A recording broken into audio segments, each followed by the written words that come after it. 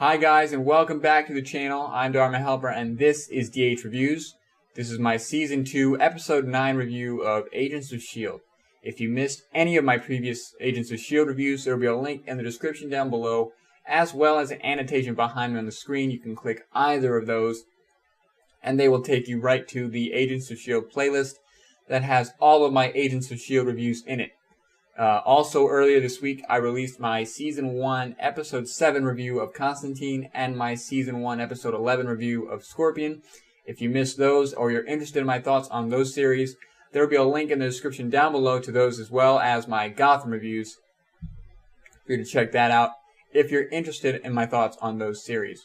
That being said, let's jump into the review, and let me first state that this is not a review of the finale. That'll be on Saturday.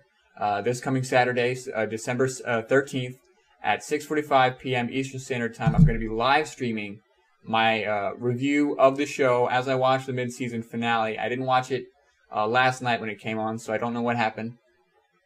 And the reason why this is a review of last week's episode and not this week's episode is twofold. Firstly, again, I wanted to watch the finale live on Saturday, and then I wanted something to put up on the channel here today. And the second reason is that last week's episode was supremely disappointing for me. And I didn't, at the time, feel like I had enough to talk about to justify doing a review for you guys. And I didn't want you guys to watch something that my head wasn't fully in or my heart wasn't fully in. And I didn't want you guys to watch something that I wasn't really able to commit to at that time. And honestly, I don't feel too much different about it right now. But again, I want to get something out on the channel for you guys to watch in anticipation for that live stream. And I feel like I can put together something here in that vaguely resembles a review that I'm comfortable with and that I hope that you're comfortable with. But again, it was a supremely disappointing episode, and not a lot happened in the episode, and not a lot for me to talk about. But the stuff that did happen that we can talk about, I think, is going to be somewhat interesting, and maybe we can power through this together. So with that being said, this is going to be a bit of a faster paced review than I'm used to and that you're used to watching, but we'll see what happens. So the episode, Ye Who Enter Here, was about preparing for the finale, and S.H.I.E.L.D. and Hydra are both in full gear looking for the city, looking for how to get in, and all this different cool stuff going on. And that's pretty much the crux of the episode, is figuring out how to get to the city and the race to the city and the consequences of entering the city or at least getting as far as they did in the episode. And also we get a little bit more about Simmons and Fitz in this episode. And we get a little bit more about Skye in this episode. And Patton Oswalt, who's not Patrick Oswalt, as I've stated in my other reviews. Patton Oswalt returns in this episode, and he has a nice little cameo type guest appearance. And hopefully we see more of him. And that's pretty much the story of the episode, is the race to the city and what happens as a result of that. And so the characters that I want to talk about in this episode, I want to start off talking about Skye, who obviously has a very important episode, and she opens up with that dream sequence scenario where May and Phil are her parents, and to me, that's kind of like a flashback, again, of her memories starting to resurface, and we're starting to see that she remembers things about her past. And Phil and May are supposed to be her parents, her mother and her father. And they're talking about, poison tree, poison fruit. So my theory with that is that her parents got her out of the city at a very critical time in the city's existence, or in that community's existence, where something was wrong with the city or something was wrong with the way things were being run. And they got her out just in time to escape that. That's my theory with it. And then she talks about, how she has a vibe over the course of the episode. And so maybe that's, again, not only her memories, but whatever her abilities are starting to surface. And then ultimately she is taken by Ward to go talk to her father and to go work with Hydra in getting the city, getting to the city and getting to the temple. So my thoughts with that are, again, I want to see that confrontation between Skye and her father, and I would be very interested to see if, when all this is said and done, she actually sides with her father and against S.H.I.E.L.D. and against Hydra. So that's Skye pretty much for this episode. Is she's exhibiting an idea of memories and powers starting to resurface and what's going on in terms of that. And again, she and her father have a lot to talk about here in the finale. So that's Skye in the episode, and then what I wanted to talk about next was Simmons. And in this episode, we get kind of the resolution to that tension between Fitz and Simmons. We get Simmons' side of the story, and she talks to Bobby about how everything that Fitz was saying down there in the ocean was a little bit too much for her, and she barely had any time to process any of it, and she only thinks of Fitz as a friend, and all this sort of awkwardness and emotionality and all that sort of stuff that was going on that led her to leave. So I enjoyed that we got her side of the story rather than just, Fitz's sort of interpretation of it and how Fitz felt betrayed or abandoned and stuff. And now we understand why it was that Simmons felt that she needed to leave on assignment or to sort of get space to process these sort of things. And then ultimately, again, what had happened between Fitz and Simmons is that Simmons and Fitz decide to split up and to work separately.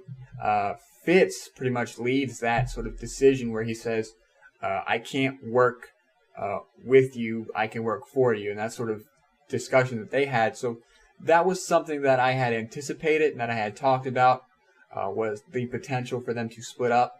And we'll see where that goes. I think Fitz has got the better half of that deal. He's got Mac, he's got a support system and friends and stuff that he can work out. And Simmons is kind of left out with those emotions, with those feelings, and no real resolution for her. Did I say that right? Simmons has the feelings and Fitz has, yeah. So that's sort of going to be interesting to see how that plays out and how they can operate as two separate individuals, whereas usually they're operating as one sort of unit. So that's Simmons and Fitz for this episode. Who else did I want to talk about? We can talk about Mac. Mac had a pretty important episode. He was talking to Bobby about some kind of something that he's involved with, and he had that conversation about, a storm's coming with Fitz. He talked about a storm coming, and so again, my thought on that is he's expressed doubt about Coulson's leadership. He's talking to Bobby about backdoor dealings that Hunter doesn't necessarily know about, and he's talking about how a storm's coming. So I think he's up to something, planning something, talking about, trying to get support for a backdoor type not betrayal, but like schism between S.H.I.E.L.D. and sort of taking these guys and almost like a coup, overthrowing Coulson or undermining Coulson. But that's my theory on it, and that may not be the case, but that's the way that I interpreted that, and that he has Bobby on his side is something that I think, if that does come to fruition, that would be surprising for me that Bobby would go along with that, just given Bobby's relationship with Coulson.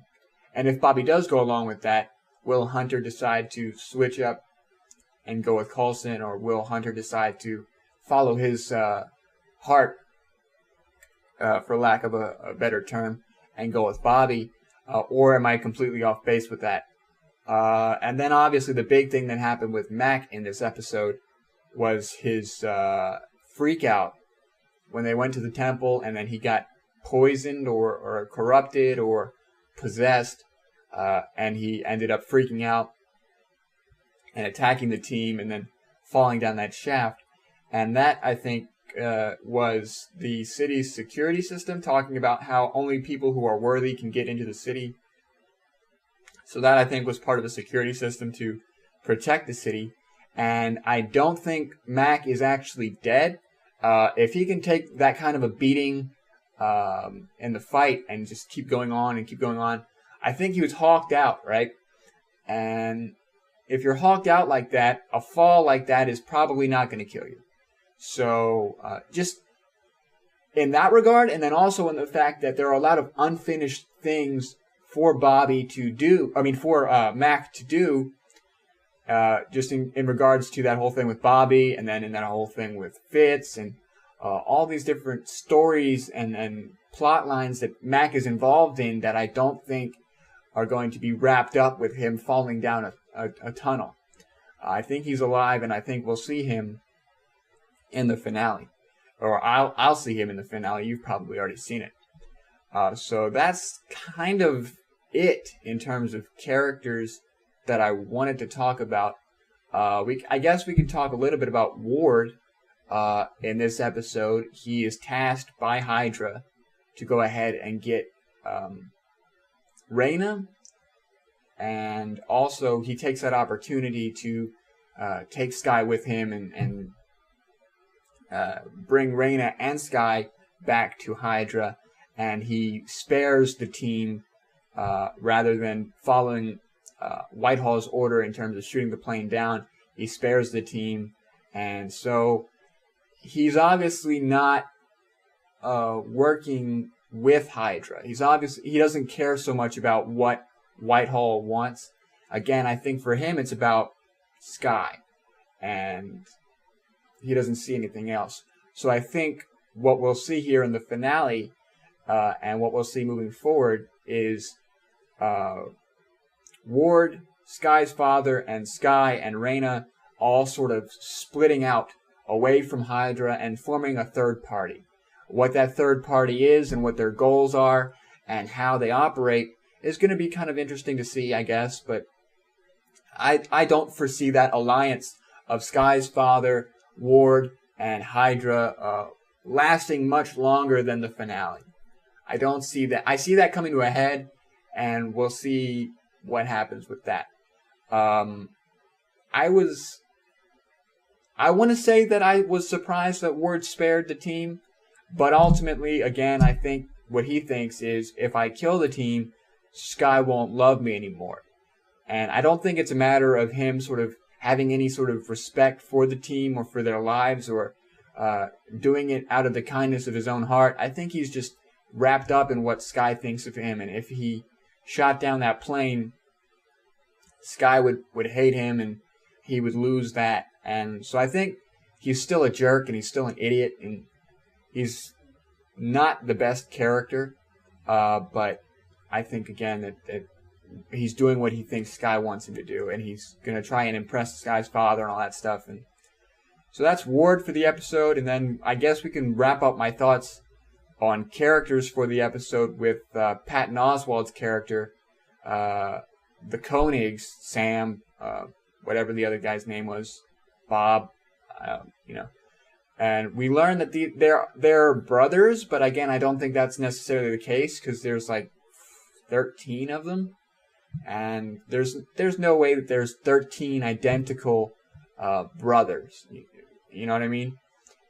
So there's obviously something more to that, and there's something that we're going to see here moving forward. And I really enjoyed the fact that we got a lot of Patton in this episode, a lot of the Koenigs in this episode, and how cool they are, and how funny they are, and how loyal to S.H.I.E.L.D. they are. And I think it would be nice to see a confrontation between Ward and the Koenigs, and to see that come to fruition. And just because seeing Patton Oswalt kick Ward's ass, I think would be, for me, satisfying. And maybe that's a little bit greedy on my part, but I think, again, that would be satisfying for me. So that's kind of my thoughts on characters for the episode. Let me wrap up here with my overall thoughts on the episode. Again, supremely disappointed with this episode. Not a whole heck of a lot happened. And I think they fell back into that trap of this first season where they had a lot of pacing issues in that first season, waiting for stuff to happen and waiting for stuff to take shape. And in this episode, we get hit pretty hard in the face with that. They're waiting for this finale to take shape, and they're waiting for whatever to happen. And it is as close to filler, I think, as the show has come. It wasn't necessarily a one-off filler episode, but it was 5 seconds of action stretched out over an hour show. And that's not going to work. And I'm supremely disappointed with the show. I'm supremely disappointed with that episode. And I hope that the finale is much more improved in that regard. Maybe I'm in the minority. But I did not enjoy this episode, and I didn't hate the episode outright. I'm not angry. I'm disappointed. You know what I mean? But that'll do it for my review, guys. Hopefully you enjoyed the review. If you didn't enjoy the episode, you enjoyed the review, or you enjoyed both of them. Hopefully you didn't dislike this review. But if you did enjoy the review, go ahead and leave a like. Let me know I'm headed in the right direction. Comment down below, or hit me up on Twitter at the DH Reviews, and let me know what you thought about episode 9, Ye Who Enter here. Let me know if you think I'm on the right track, or I'm off base, or what your opinion was on the episode, if you think I'm right or wrong. If you want to see more reviews like this, again, I talk about Constantine, Gotham, Agents of S.H.I.E.L.D., and Scorpion, and there's going to be a lot more shows coming up here in the future, which I'll talk about on the live stream on Saturday. If you want to see those reviews as they come out, go ahead and subscribe to the channel, and you'll see those reviews as they come out. Share this video on Facebook, Tumblr, Twitter, wherever you got to get the video out here to spread the word and get the channel growing. And hopefully I will see you guys at 6:45 p.m. Eastern Standard Time on Saturday, where I will be watching the finale live and offering my thoughts live, and giving you guys a little bit of a teaser or a treat in terms of what to expect here on the channel moving forward.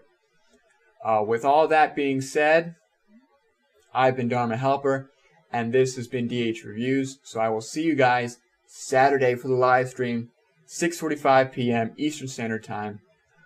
With that being said, have a great weekend, guys, and I will see you in the next video.